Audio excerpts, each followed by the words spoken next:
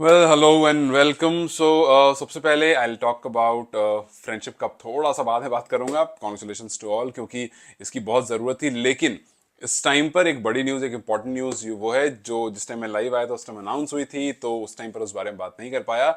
It's about Roderick, your new bowling coach from West Indies. जी हाँ।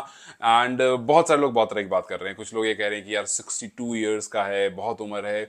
इस current stage में, करंट डे में जिस तरह की क्रिकेट होती है उसको शायद समझने में वो लाइनअप नहीं हो पाता है काफ़ी बार। कुछ कह रहे हैं कि it's a very good move क्योंकि वेस्ट इंडीज़ का है और हम T20 world cup West Indies में खेलने जा रहे हैं। So I keep both the aspect, लेकिन किस तरह से ये इम्प्रूव्ड है, किस तरह से ये बेटर है, वो भी आपको बताऊंगा।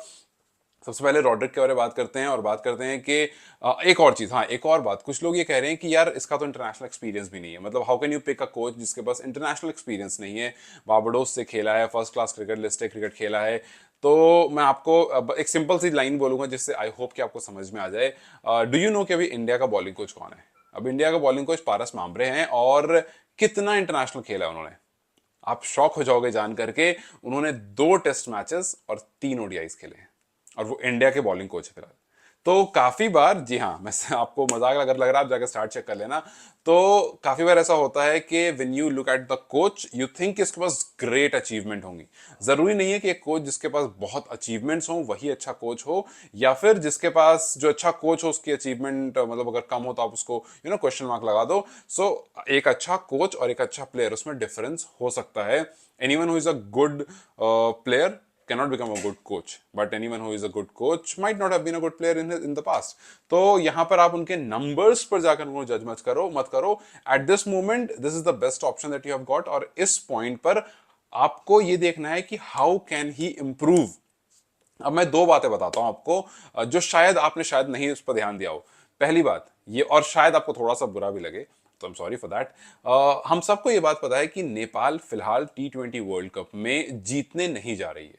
ये बात वी ऑल नो के जो टीम्स हैं वो बहुत कॉम्पिटिटिव टीम्स हैं और नेपाल वहां जीतने नहीं जा रही है। नेपाल वहां जा रही है अपने आप को प्रेजेंट करने, अपना नाम बनाने, कि जब वो रिटर्न हो तो लोग कहें कि यार नेपाल इज अ टीम।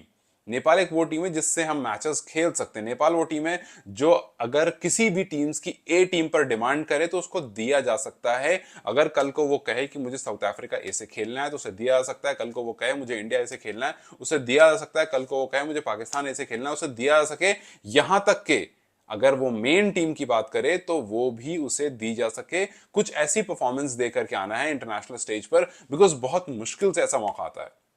आप आए, आपने एशिया कप में खेला, आप उसके जस्ट बाद आ रहे हो T20 वर्ल्ड कप में खेल रहे हो। So it's a big big opportunity for you. और यहां पर अगर आपको एक वेस्ट इंडीज का कोच मिल जाता है और खास करके बॉलिंग कोच, अब आप सोचो इस ये तब का बॉलिंग कोच है या ये तब का बॉलर है, इसका माइंडसेट तब का है जब फास्ट बॉलिंग डोमिनेट किया करती थी। अभी फिलहाल कुछ दिन पहले जब मैं बात कर रहा था, मैंने आपसे ये बात कहा था कि नेपाल कहीं ना कहीं बॉलिंग को लेकर के स्ट्रगल कर रहा है, कहीं ना कहीं अपने बॉलर्स को लेकर के स्ट्रगल कर रहा है। कभी हम देखते हैं Karan KC comes out as a beast और कभी हम देखते हैं कि he goes out as a little cat, मतलब वो एकदम हो जाते हैं फिसड्डी। कभी कभी हम देखते हैं कि यार गुलशन कम्स आउट की लाइक बिग गाय। और कभी हम देखते हैं कि गुलशन एक ओवर में 20 रन खा जाते हैं।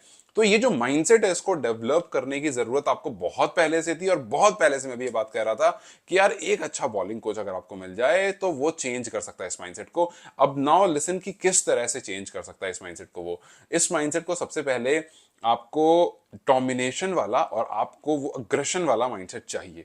तो और इस ये वेस्ट इंडीज क्रिकेटर से अच्छा कोई नहीं दे सकता फिलहाल एट दिस मोमेंट, क्योंकि आप वेस्ट इंडीज खेलने जा रहे हो। वेस्ट इंडीज ने 90s 80s में डोमिनेट करा है पेस से। मतलब वो जो पूरा एरा रहा है ना 70s 80s 90s का, उस टाइम डोमिनेट करा है पेस से। और अगर उस टाइम का कोई ऐसा बंदा आता है आपके पास तो आप समझ लो कि उसका माइंडसेट क्या होगा। And if he put that mindset in Nepal players तो आप समझ लो कि how things can change rapidly. और आपको फिलहाल चाहिए वो चेंज। आपकी बैटिंग, आपका जो डोमिनेशन बैटिंग का है, इट इज डूइंग वंडर्स। आपको वहां पर सिर्फ कंसिस्टेंसी चाहिए, आपको सिर्फ स्टेबिलिटी चाहिए।